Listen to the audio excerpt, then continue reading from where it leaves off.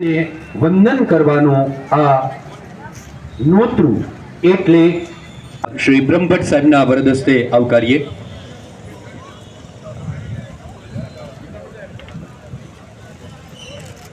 અને શ્રી પીપી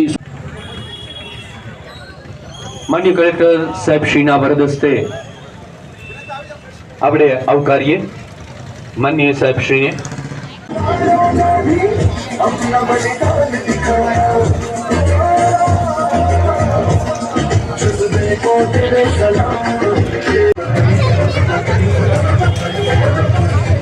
के बोली के सिपाही तिरंगी ताज हटाया एक मत करके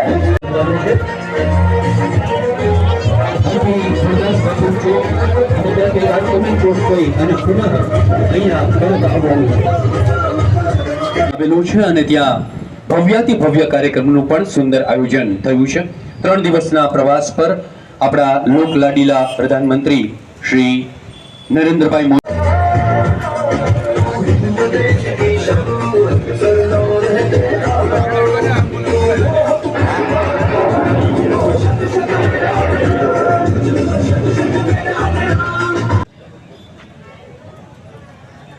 શ્રી એસપી સાહેબ શ્રીના વરદસ્તે આવકારીએ.